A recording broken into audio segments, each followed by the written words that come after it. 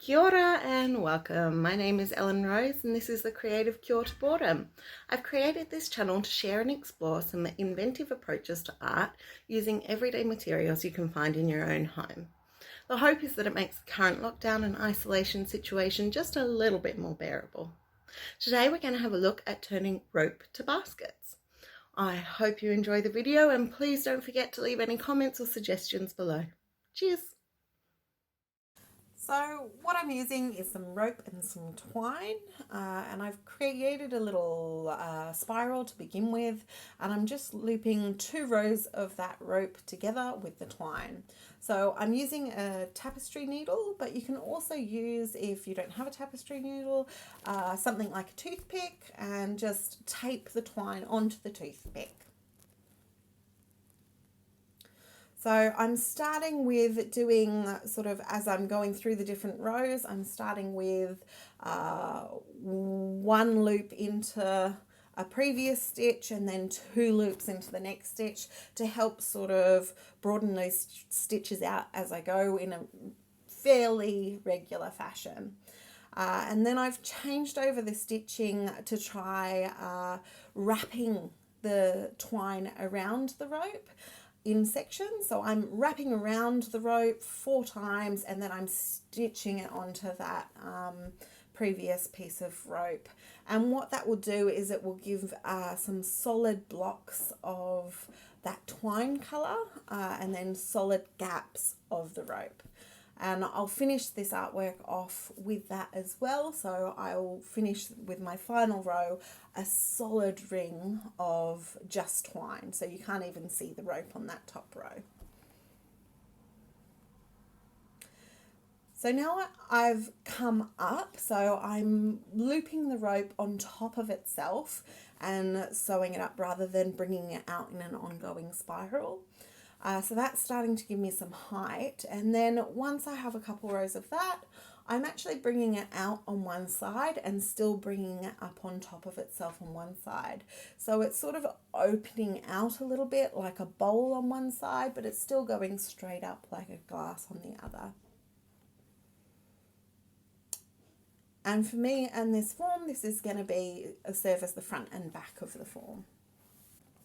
So I'm trying to create some lips now at the front of the form, and what I'm doing is I've changed up my stitching slightly so I can see where it is a little bit more clearly, and I'm actually putting a little bit of tape on the back of the form so I can see clearly where the center of the back as well, so I don't lose my place at all.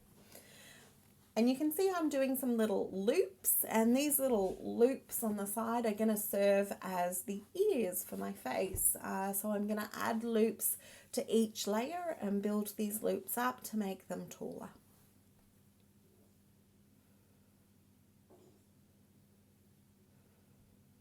With the lips, I tried to pinch out some of the rope and sew it down to try to give a little bit of a bubble on the lip, to define it from the rest of the face.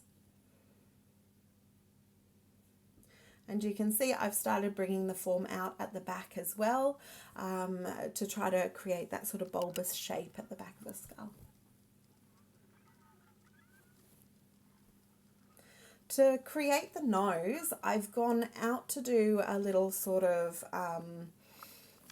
lowercase n shape, and I've done a little spiral in the center to make it nice and tight together, and I'll just build up from this form. I have to apologise because the video did shut off during the making of that.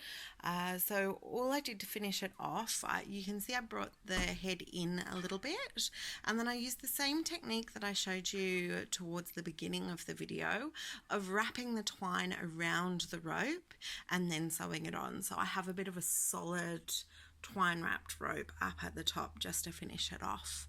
I've also gone back with the needle and some black wool and just made a couple of cartoon-like marks around the form to try to get a bit of an idea of eyes, a nose, a mouth and ears.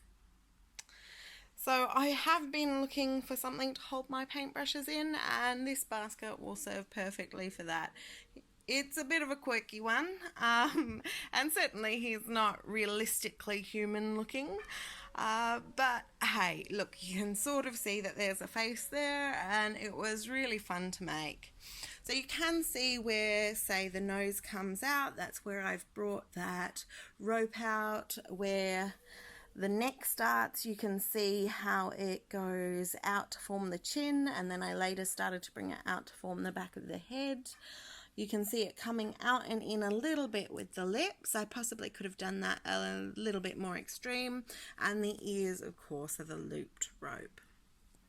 So I thought I'd also show you a design that I made earlier, which is, instead of using rope, I've used scraps of material. Same process. So you can see I've started with that spiral shape, and just using the twine, I've brought it out further along the base until I got it to the width that I wanted, which was quite wide, and then I took it all the way up at that width.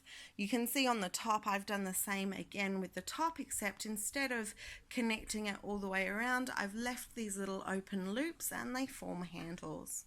But as you can see by the way that both of the forms are sitting, the rope has a bit more structure to it, so you can make a better sort of 3D sculpture from it than with just the material. Anyway, I hope you've enjoyed this video. I'd love to hear how you've approached this material method, so please do leave your comments and suggestions below. Till next time, my name is Ellen Rose, and this has been the Creative Cure to Boredom. I hope you've enjoyed this. Ngā mihi nui.